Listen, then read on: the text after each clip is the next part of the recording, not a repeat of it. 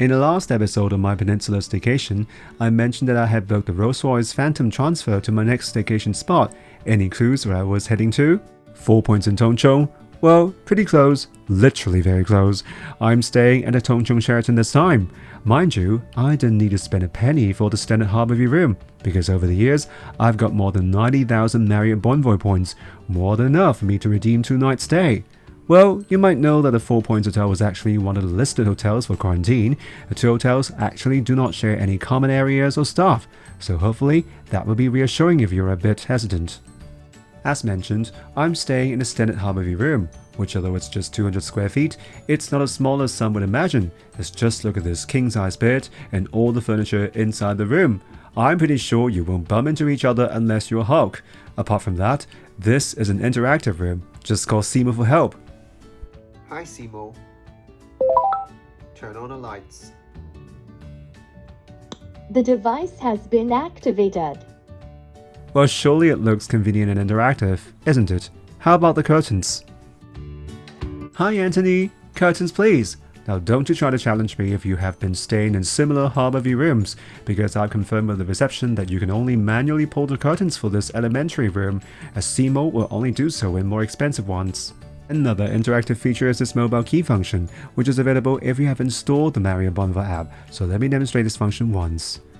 Wait, what happened? Why did it take so long? Oh, sorry. You know my hands are clumsy. Let's try again. Okay this time. And what's not to love about this panoramic sea view with the Hong Kong International Airport as a backdrop? But remember, just like taking a bungee jump, don't look down, take a deep breath and look at what's in front of you before taking a plunge. Don't look down, I tell you, or else, here's what you'll see if you look down. As for the bathroom, not only was it, well, transparent, or alternatively, you can press the curtains down knob in the bathroom. Oh, sorry, I pressed the wrong button. It's actually quite decent. Let's just look at this newly refurbished sink and faucets, which are actually quite avant-garde. After all, it is only open for about a year, and you can expect that they have adopted the most up-to-date design elements, which is overall quite user-friendly, except one thing.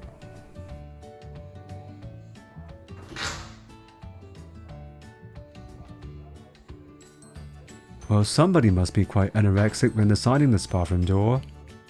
You can also enjoy similar sea view when you swim in this beautiful swimming pool of the hotel, but the same bungee jump principle applies, which is don't look down. And as long as you don't look down, this is the best way to relax and enjoy the sun and sea view in this beautiful hotel. The food quality was a pleasant surprise for me, judging from my previous stay in Sheraton overseas.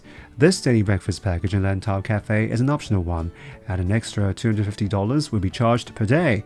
Having said that, it's all worth it, as not only does it offer a wide variety of food choices like dim sum, noodle bar, egg station, and even desserts like ice cream, the ambience and view of the cafe is also very comfortable. But the most pleasant surprise for me is the Chinese restaurant-Yue, which not only wasn't very cozy and not very crowded, it also has very good food. The only catch is that for solo staycation, they don't have a lot of choices, so I could only order this simmered Chinese cabbage with Yunnan ham, which looks good and tastes quite soothing. This braised tossed noodles of shredded fish maw and oyster sauce is also not bad, as the noodles were soaked in a very tasty oyster sauce and the fish maw is also very rich in texture. This steamed scallop with aged tangerine peel and egg white and goose liver sauce has a little bit of everything. The steamed scallop is very tasty and al dente, which is soaked in a fragrant smell of tangerine peel and goose liver sauce, and the egg white is very smooth in texture. This char siu, or roasted pork, has beautiful color and well roasted. I also like the so-called half-fat, half-lean texture, where you can taste both the fat and muscle of the char siu. Last but not least, this mango pomelo sago has a fragrant smell of pomelo as well as lots of mango inside, and the texture of the sweet soup is very smooth and fresh. I also had lunch in the same restaurant the next day, and this time I'm just having a few dim sum like this pomelo shrimp dumpling, which is recommended by the staff. Slightly different from the traditional shrimp dumplings, this dumplings actually has a little bit of the fragrant pomelo smell and match quite well with the al dente shrimp inside. The scallop rice roll is another pleasant surprise for me, as the zucchini inside is fresh and has been a perfect match with the al dente scallop and the smooth rice roll, all the more better with the soy sauce. This turnip cake has the right texture to be a good one, as if the turnip was too humid, it would be hard to remain intact after pan frying. It also has lots of ingredients like turnip and lap mei, or Chinese preserved meat, which is very good. Last but not least, this pork dumplings with caviar was not bad. The pork is al dente, the dumpling skin is soft, and the caviar has added value to this mundane dish. And the reason I didn't eat a lot during lunch was for the afternoon tea in this lobby lounge, which are serving Japanese peach afternoon tea set. As the name suggests, the theme of this afternoon tea set is related to peach, and you can expect a lot of fruity desserts. But first, let's see the savory ones like this peppered tuna with watermelon, this smoked salmon, this foie gras jelly with golden raisin, and what's not to love about this egg salad sandwich with mayonnaise sauce. For scones, I consider that as just okay, as it tastes bland, even with the equally blend and not very creamy clotted cream, and the strawberry jam is just okay. As for the desserts, as mentioned earlier, you can expect lots of peach in this vanilla peach panna cotta, this peach mousse white wine jelly, this fresh cream peach cake, and this almond peach tart. For tea, I've chosen the Earl Grey, which is actually quite good, and overall, this tea set is not very impressive, but the lounge is not a bad place to kill time and relax.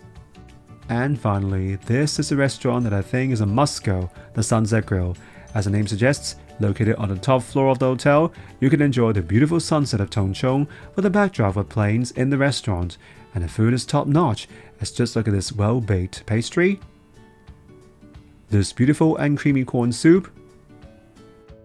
This Australia ribeye steak was nicely grilled and filled with a beautiful smell of charcoal, but slightly not as tender and soft as I'd expected for a medium-cooked ribeye. However, it's a perfect match with the British-style yellow mustard. This truffle mashed potato is filled with a fragrant smell of truffle, and the mashed potato is creamy and soft and buttery, and you'll be quite full after having it all. Overall, I was pleasantly surprised by this staycation experience, as the service is not bad, the location and view is a good way to disguise the fact that you are still in Hong Kong, and most importantly, it's free for me. Well, if you don't count that money I've paid for the food. But most important of all, it has all the best amenities and good food, not to mention that shuttle bus service is available to and from the nearest MTR station, so I would definitely recommend this hotel in a heartbeat.